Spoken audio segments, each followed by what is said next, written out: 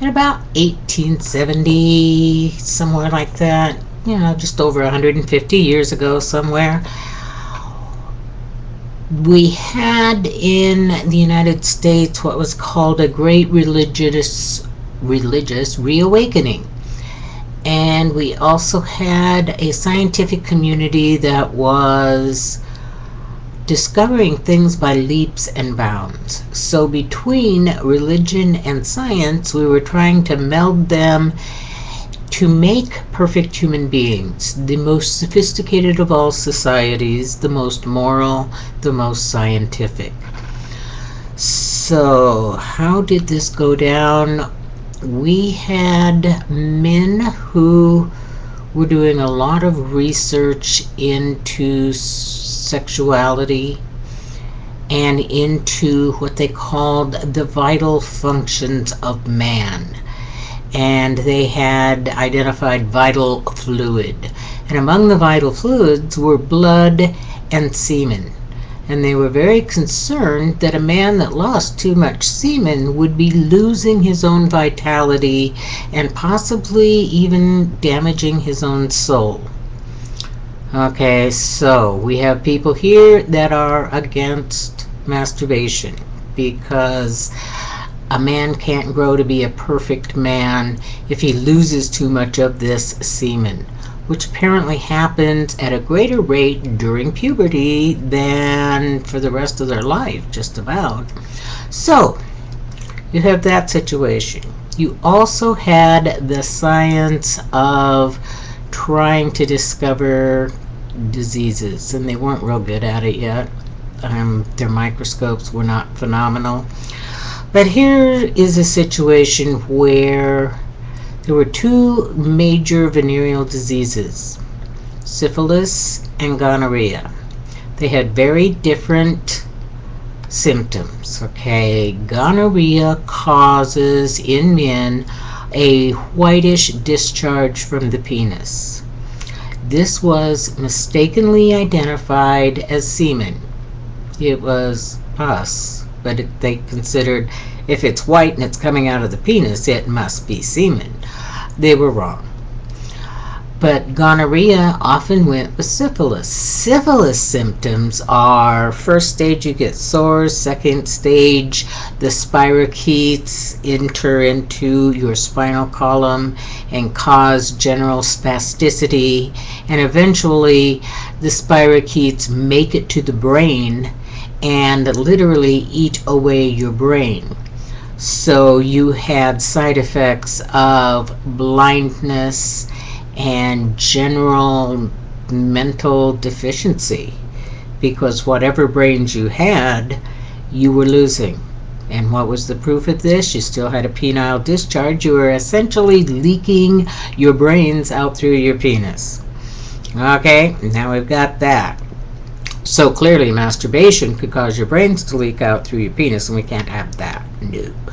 So one of the great scientific minds and moralists of the day was a man named Kellogg. And he ran a sanitarium for people suffering from health debilities in Battle Creek, Michigan.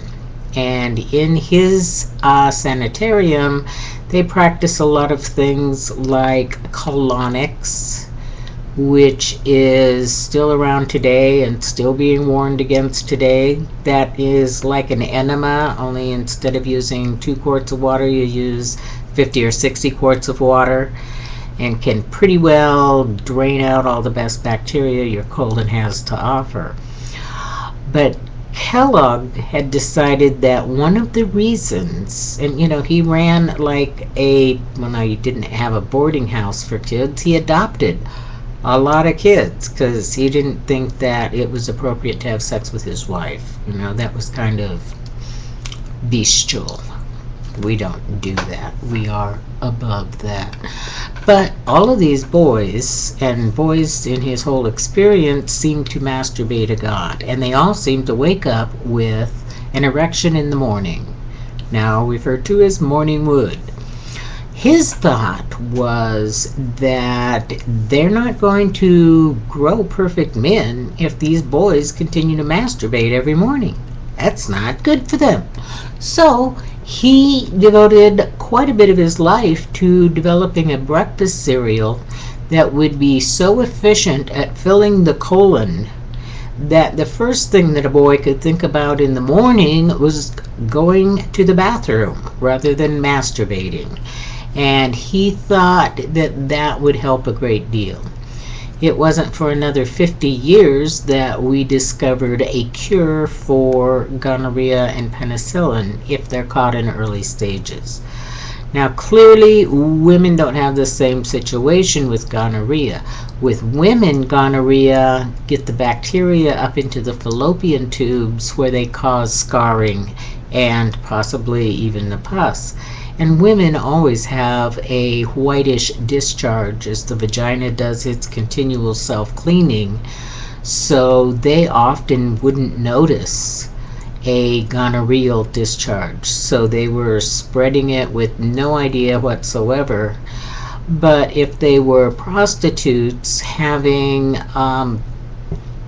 their tubes scarred shut, was kind of a benefit to them, because then they didn't have a new baby every year, which is hard to support, especially when you're working nights, so it's very difficult. So it was kind of a benefit for them. They also often died of syphilis. A great number, thousands, tens of thousands, hundreds of thousands of people through history have died of syphilis. We pretty well wiped it out by the 1950s, and guess what? It's back, because people think that it's gone and nobody can catch syphilis anymore because nobody has it. Wrong. And so we have a problem with that again. So that's the end of this mini lecture, and I hope you all eat your Kellogg's Cornflakes every morning and that you feel better, because you do.